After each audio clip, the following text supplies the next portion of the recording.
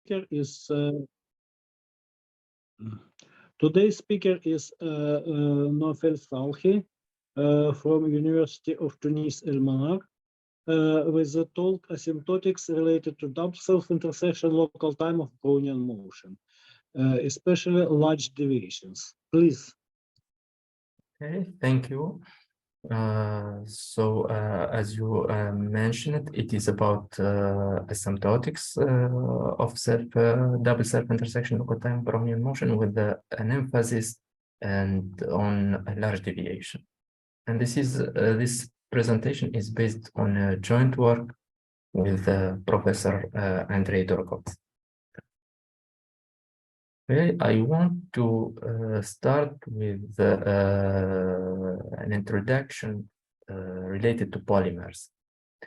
Polymer is a very long molecule, sometimes called macromolecule, that takes the form of a chain of smaller entities called monomers. It may contain up to 200,000 monomers. So it is a very huge molecule. Polymers are found in different forms. They can be natural, like our DNA or proteins, and can be produced by a human being. And the process of this production is called polymerization. It is the process of putting all these different monomers together in one chain.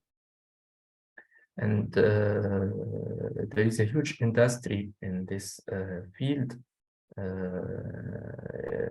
And for example, it is used in textile industry and industry of plastic devices. Polymers also is of a huge interest in chemistry, and in this context, Flori was awarded the Nobel Prize in Chemistry in 1974, and I will quote for his fundamental achievements, both theoretical and experimental, in the physical chemistry of the macromolecules. Okay, I will discuss one small achievement of Flori, which is called the Flori index. To discuss it, let me just give this very simplified picture of a linear polymer model. Here, the black dots stand for the monomers, different monomers, and these edges represent the chemical bonds between them. In red, this is the end-to-end distance, so it is the distance between the first and the last monomer in the chain. In the Flori theory, the total free energy for the real d-dimensional polymer chain is given by the following sum of two energies. Okay. First, this is a real dimensional polymer chain because, as we will see just later, there is also an ideal model for polymer chain. And here, the first part of this energy is sometimes called entropic energy. And the second part is the energy of interaction between different monomers.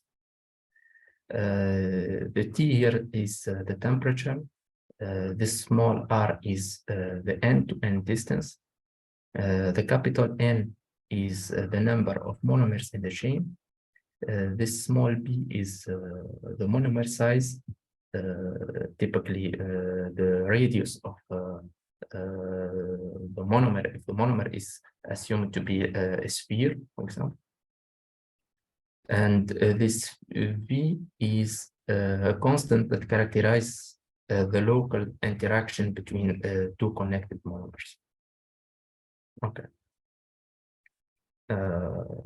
So in the theory of Flory, the end-to-end distance, the small r that minimizes the total free energy, is of the size of n to the power v. Of course, it is obtained by just taking the equation to take the derivative with respect to r to be equal to 0.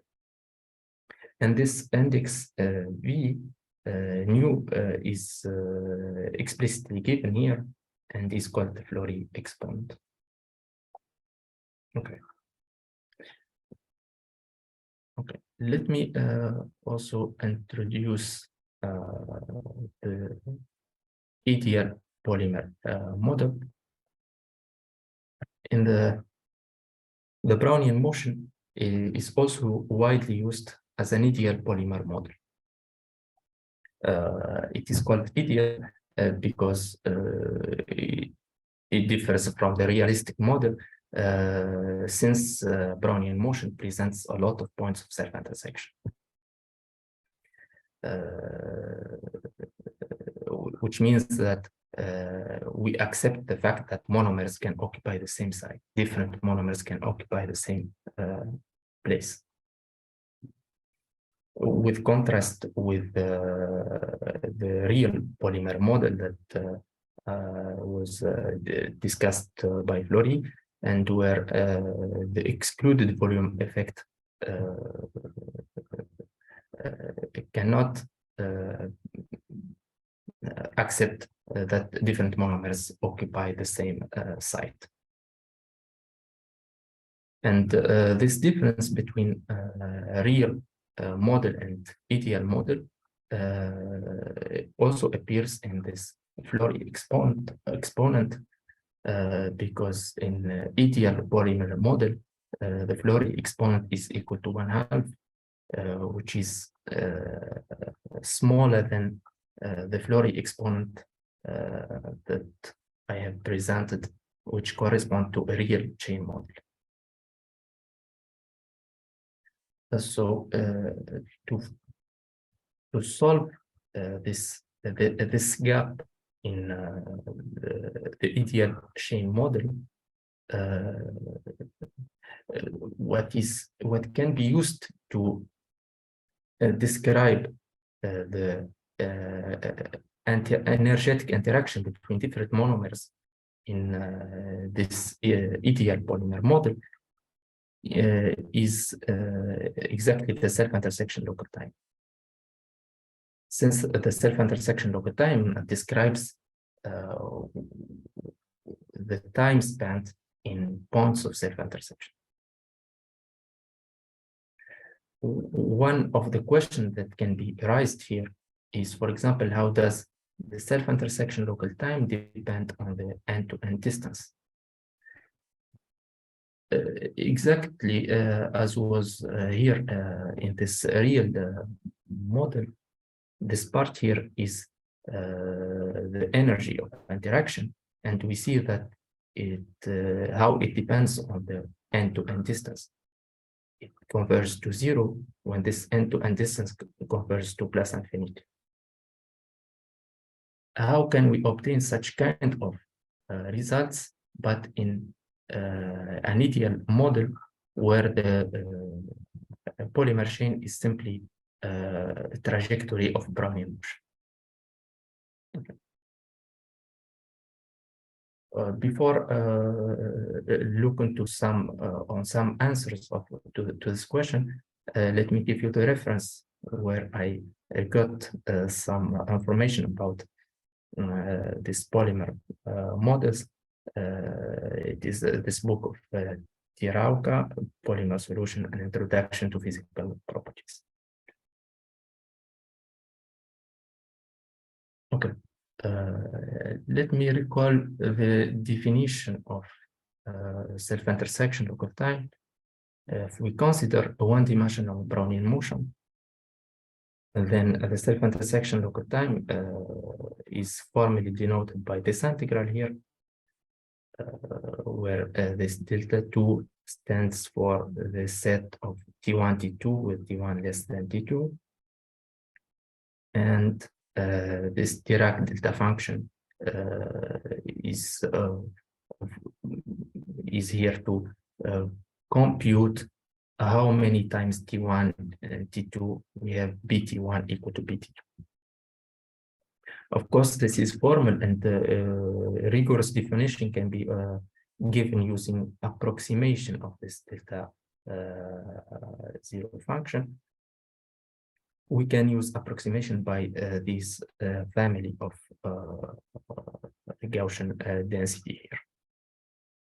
And the limit is exists, and it is a square integrable and a variable.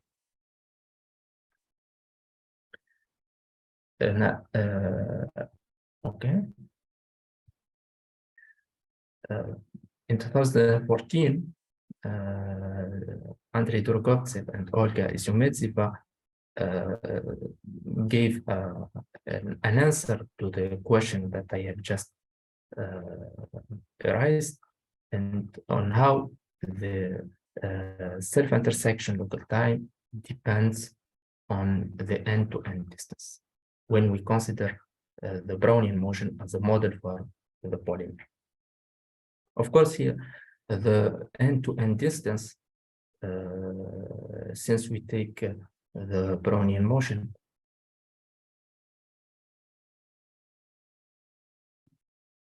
as a model, then the end-to-end distance between will be simply the distance between B of 0 and B of 1, which is simply equal to B of 1. Okay, so this theorem expresses this conditional expectation of the moment of the self-intersection over time conditioned on the B1 equal to A. And the behavior here is described when A goes to plus infinity. And it clearly tends to 0, and the scale is very well described here. We see that when A goes to plus infinity, the self-intersection tends to 0, which is quite predictable if we make an image of a Brownian trajectory with the value at time 1 goes to plus infinity, then we can predict that this trajectory will present a very few number of self-intersection, and this limit will go to 0 as it is exactly in this theorem. Okay. Also, the same authors discussed the case of a planar Brownian motion, but the self-intersection, of course, of planar Brownian motion cannot be defined in the same way as in one-dimensional case, because if we just let me go back. If we consider approximation of this same kind here, then the limit will be infinite. And but there is a possibility to make a renormalization to obtain a finite limit. Also, it can be there is a possibility to obtain a finite limit if we don't consider the set of times to be the whole delta 2. Okay. Let me just okay. Okay. So T1. Okay. This is the delta 2 that is used to define the self-intersection of the time in dimension 1.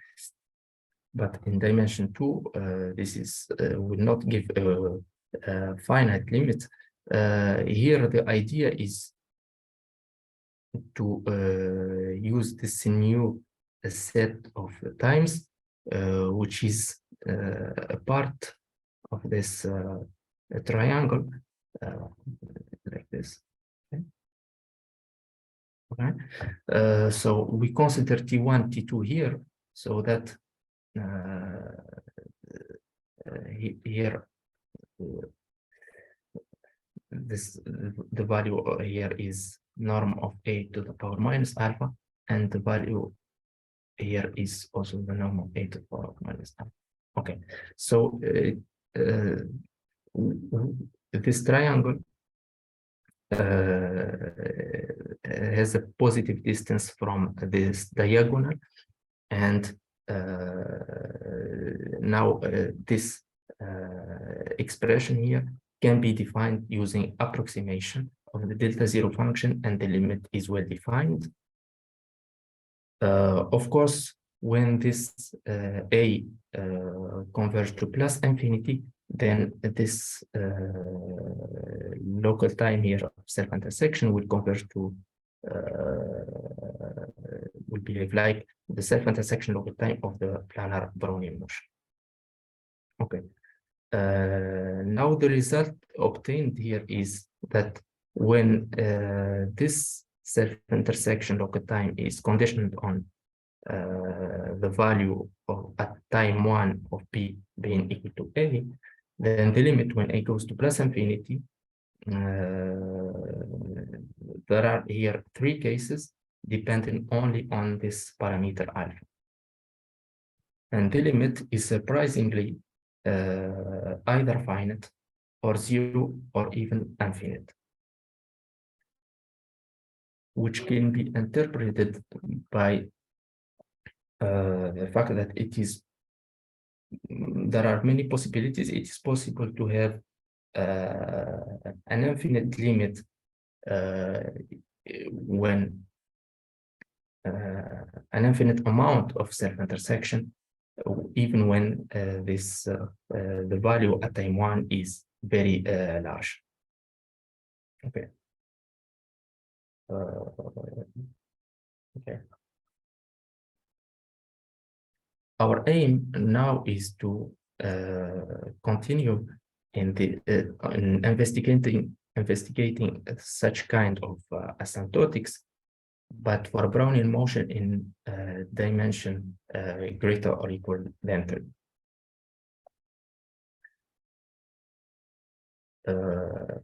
Okay.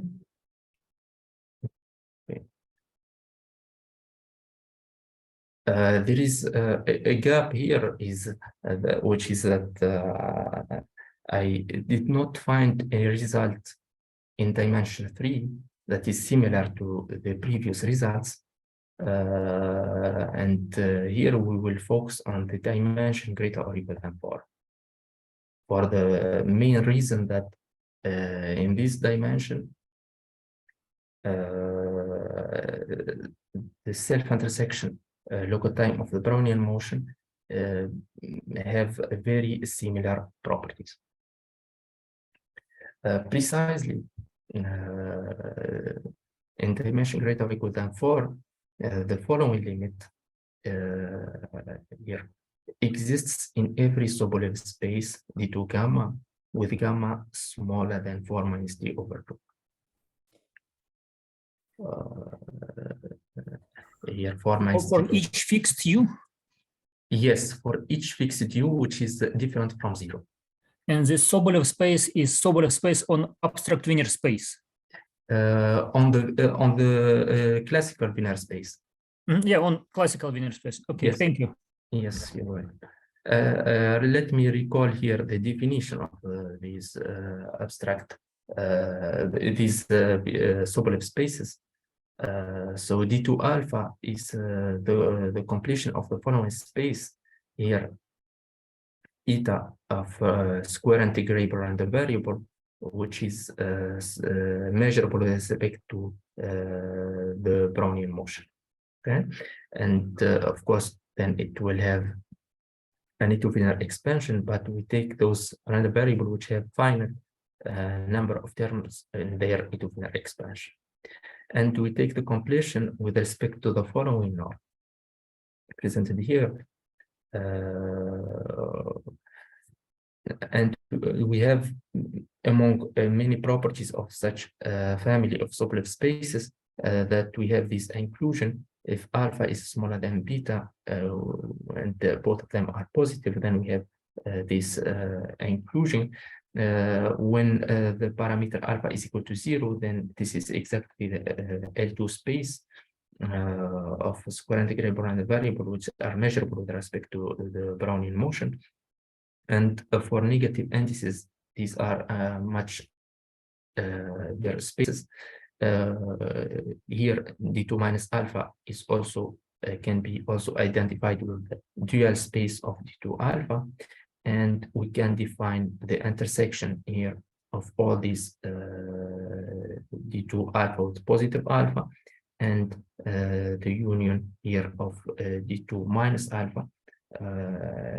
This is the space of test Wiener functional, and this is the space of generalized Wiener function. Okay.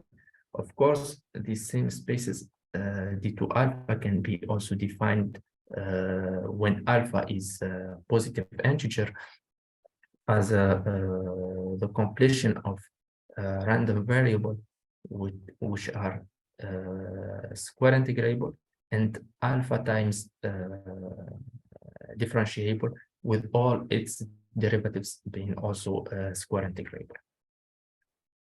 Okay.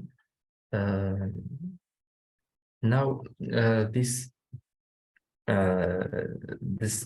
self-intersection local time, which appear as a generalized Wiener functional, it can be represented also by a measure in the classical Wiener space. Precisely, there exists a unique finite positive measure, theta u, on the classical Wiener space, such that the pairing of any test function f with our generalized self-intersection local time can be written as an integral with respect to this measure theta u. And the asymptotics that we are excuse me, Naoufel, yes. maybe it is good to mention here that the support of theta u cannot be arbitrary. It must have some positive capacity because not Wiener measure, but Wiener capacity, because this function from d2 plus infinity, besides they have infinitely many stochastic derivatives, they are not continuous functions. So for arbitrary measure, for example, concentrated in one point, we cannot define the integral with such function. Yes. Yeah. Yeah. So and maybe also a book of Malliavin about capacities, stochastic derivatives, and analysis in Wiener space can be a good reference too. Yes, yes, exactly. And the support of theta u, it has not non-zero capacity. We even estimated the capacity of the support in. Yes, it was our result. So it's good to mention it here. Yeah. Yes, exactly. Yes. Oh, okay. So now the asymptotics that we intend to obtain for this generalized self-intersection local time now will be expressed in terms of this measure theta u. By the way, the measure of the whole Wiener space is explicitly given by this integral here. And we can construct from theta u probability measure, theta u theta.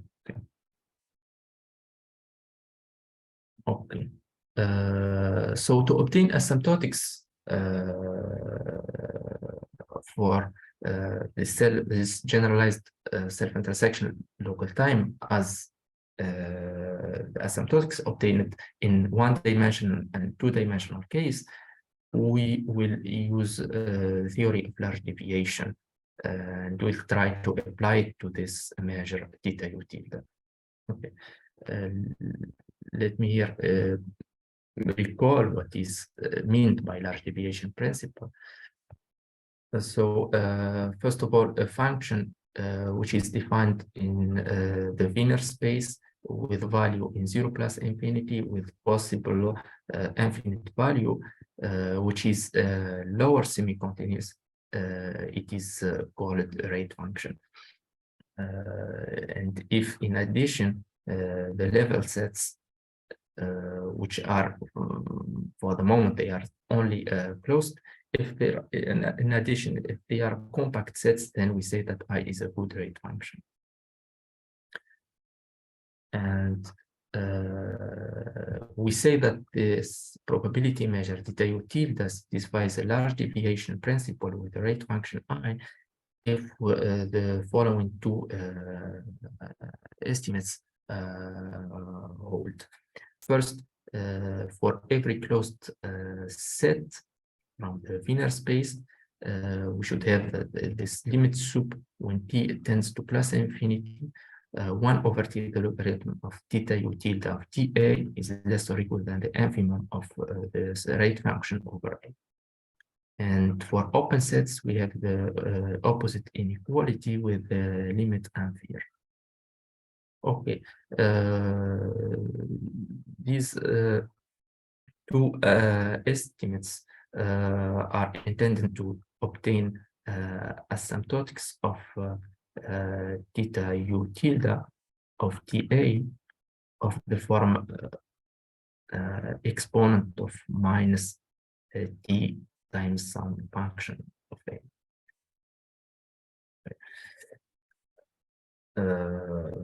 So if we have both of these inequalities, then we can, it is possible to compare such theta u tilde of such kind of events when t goes to plus infinity with exponent of minus t times this the infimum of the rate function over. Sometimes it is possible to have some power here of t, and still this is large deviation principle. Okay.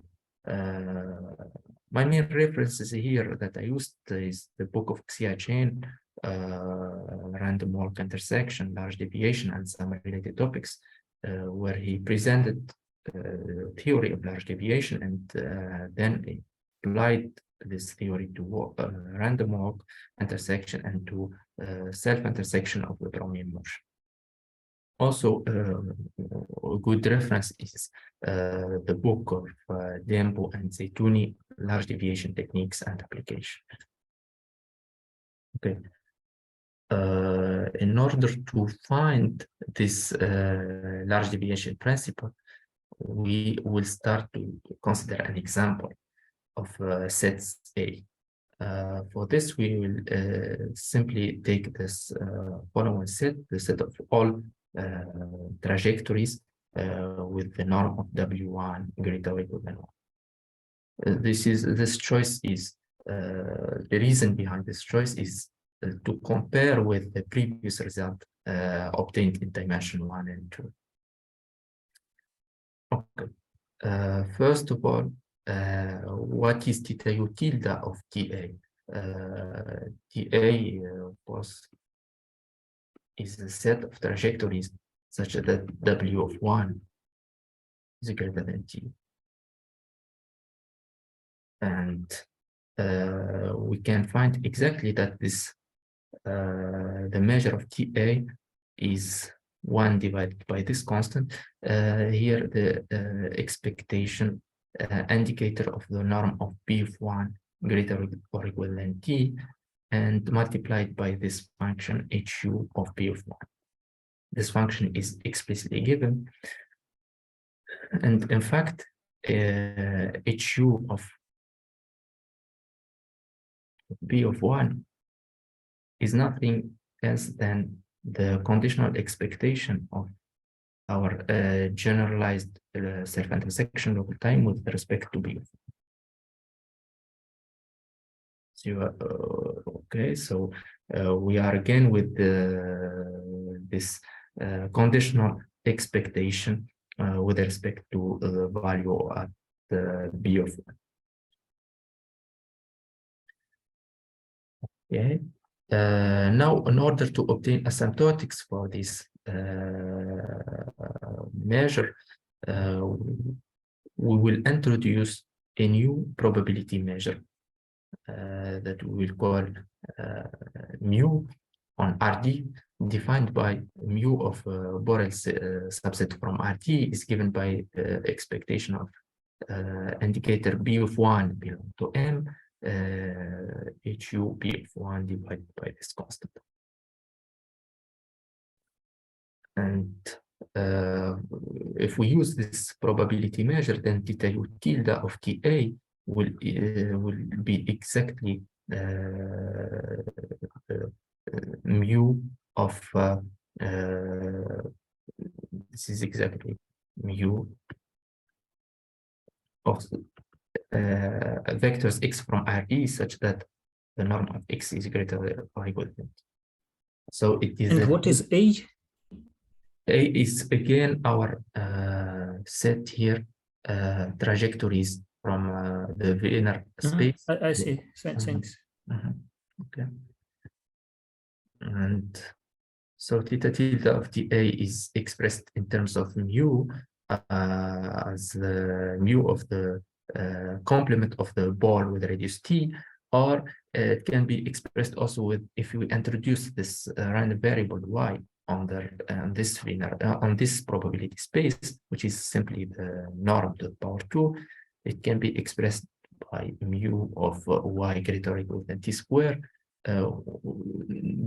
We use this, we introduce this random variable here for the reason that will come next, because we have this theorem from Koenig and Morters on how to derive upper tail estimates from upper tail asymptotics from moment asymptotics if we have a positive random variable. So precisely here, if we have if the moments of a random variable, positive random variable, satisfy this asymptotics for some gamma positive and kappa real number, then we have this asymptotics for the tail probability related to y.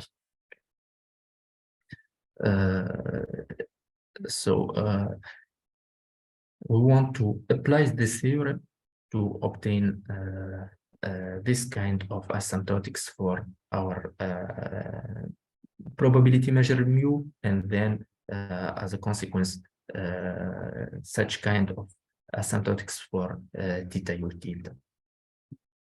Okay, so here we have this lemma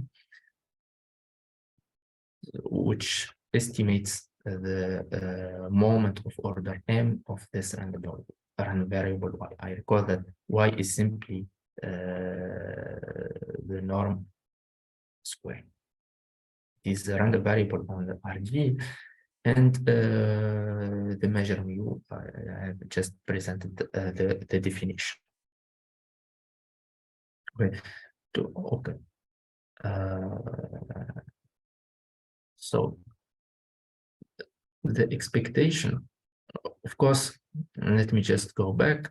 What is how to compute the expectation with respect to mu of any random variable f defined on RD will be simply expectation of f of p of 1 and hu of p of 1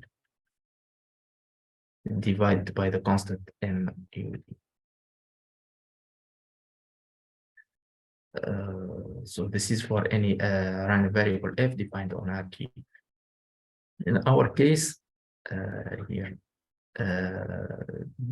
this expectation of y to the power m will exactly give us this expectation norm of p of 1 to the power 2m, hu of p of 1, and this can be computed using the density of p of 1 and the expression of hu. Yeah.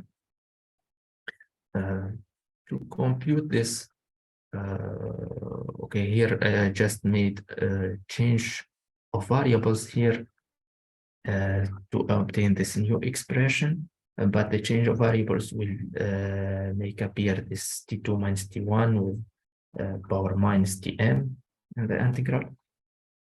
Then the idea is to consider that p sigma square d, which is a Gaussian density with a variance sigma square, as a Fourier transform of Gaussian density, but with variance sigma 1 over sigma square. And here also another constant that is needed. And then using the properties of Fourier transform, we can take the Fourier to the other part of the integral here, and we will have the Fourier of this function expressed here.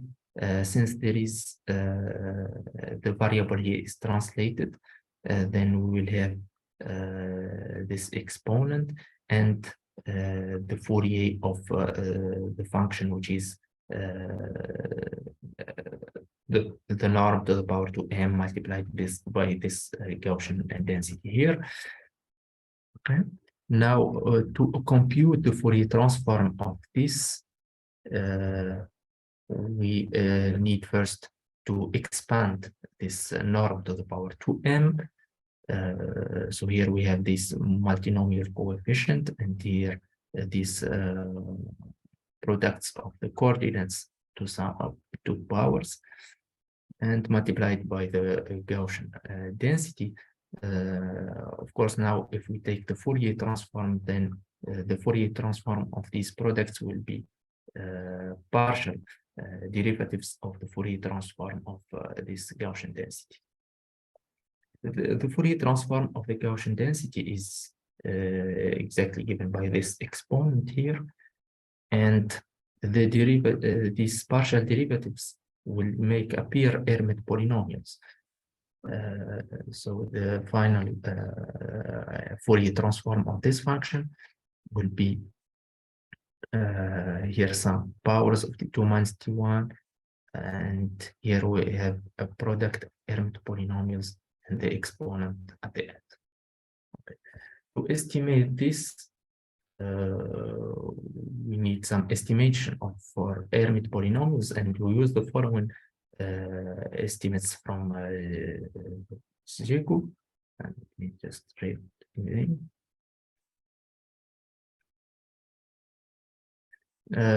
For any alpha between in this interval here, we can find a constant c such that for any integer n and any real number x, the Hermite polynomial multiplied by this exponent is estimated by this constant times this expression from n. And so we have, of course, here Hermite polynomials, and from this variable, and they have these variables here to the power 2 and divided by 2. So if we take alpha equal to 1, 4, then we can apply here, this inequality, and what we obtain is that this product of Hermite polynomial and this exponent factor will be less or equal to some constant, and we will have a product of square roots of the factorials, and these 2mj to the power minus 1 divided by 12, and one part of this exponent will remain here. And this is important because we still need this part for the integrals over RG and the integral over delta 2. Finally, so this moment multiplied by this constant is less or equal than another constant, and here we have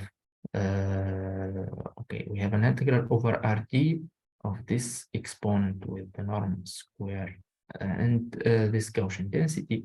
Of course, this the integral of this product over RT can be computed using convolution of two Gaussian densities, and it happens that what remain is a bounded function from T1, T2, and its integral is finite. So at the end, we will obtain a constant times this sum of multinomial coefficient multiplied by this product of square roots of factorials. And this is exactly the estimate that is stated in the LM. Okay, and now using this estimate, we can obtain the following upper tail asymptotics using the theorem that I have stated. And here, how to obtain this upper tail asymptotics. By previous lemma, we have this estimates for the moments for any m. Here we make a rough estimate. Any mj is smaller than m, then this product can be estimated by 2 factorial 2m to the power d over 2, and the sum of this multinomial coefficient is exactly d to the power n. Now, using Stirling formula to estimate this factorial, and if divided by this factorial of m to the power d, we can estimate this inside the logarithm, and at the end we obtain lim sup less or equal than this logarithm, this constant here, logarithm of d 2 to the power d. And now we can apply the theorem of conic and mortars with gamma being equal to d, and kappa is this logarithm. So we obtain this upper tail estimates for this measure u. Since we have the relation between theta u tilde of ta is equal to mu of y greater than t square, then and we have this, we can rewrite this in terms of theta u tilde, and we obtain an upper tail estimates for theta u tilde. So our main result here is that if we take the set A of all trajectories with the norm of W of 1 greater or equal than 1, then we have logarithm of theta u tilde of TA divided by T to this power as a limit sup when T tends to plus infinity less or equal than this minus T divided by 2D to the power 1 over T. So this is our first attempt to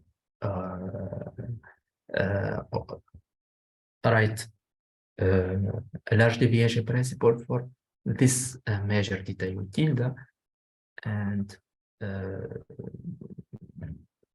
we think it is possible even to take much more complicated examples, maybe of the type W of E1, maybe.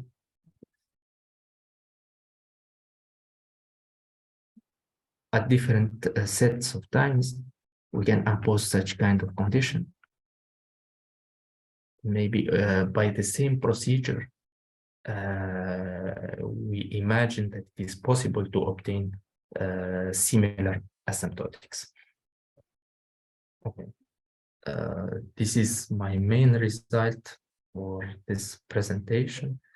I recall here some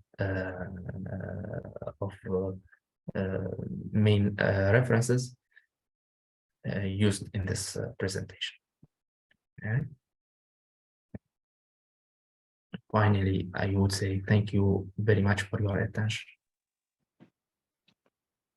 Okay, thank you very much. And maybe somebody have questions or comments, please.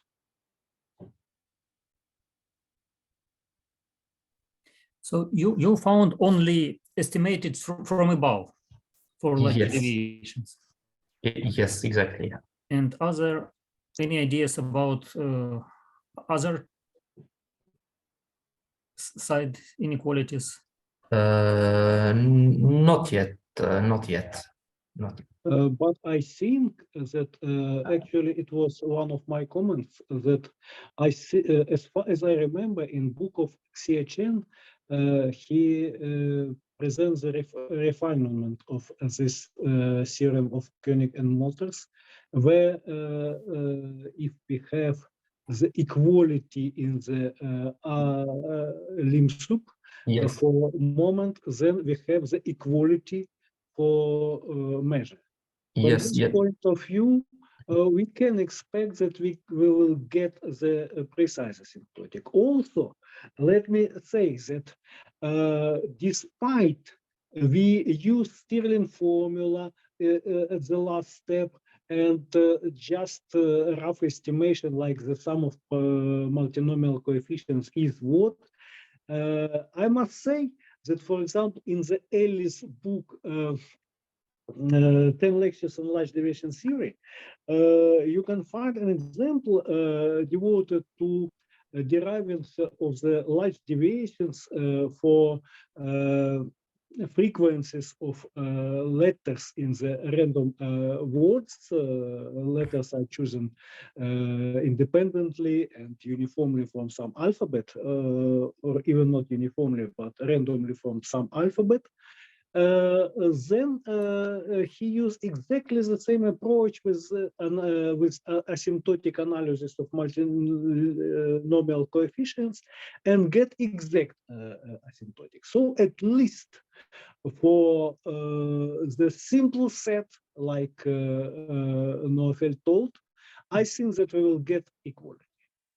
This is the first comment, but also we expect, of course, to do something for much more complicated sets related not only for finite dimensional Borel subsets of Wiener space, but for sets of general structure. But this is only our wish right now. So only one comment what I wanted to say that why we in 2 dimensions we have such strange for the first nuclear result when we have these different limits. It reflects the following idea. Of course, it looks like we must have no a lot of self-intersection for such time T1 and T2, which are separated one from another by some positive constant. Because when we enlarge our trajectory, it seems that it must look like a line. But as all we know, Wiener trajectory has a lot of small self-intersection, which are related to very close values of T1 and T2. So this is a reason why it's blow up when we consider all delta 2 instead delta 2 A alpha. And this is a reason why when we have a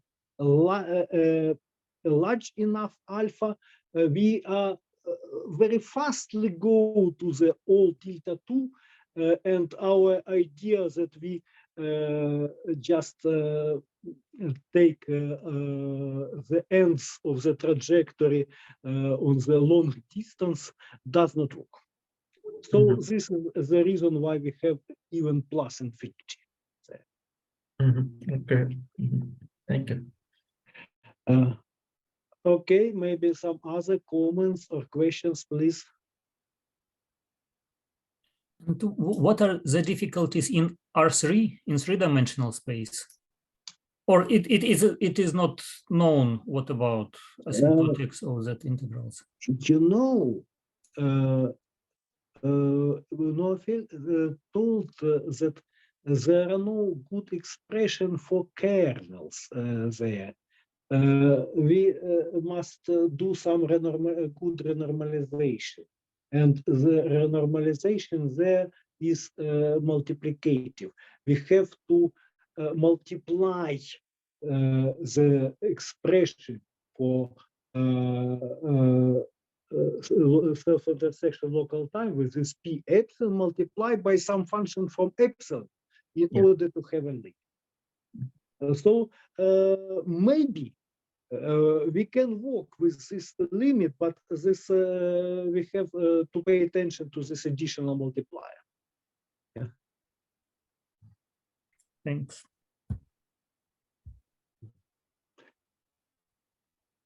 Okay.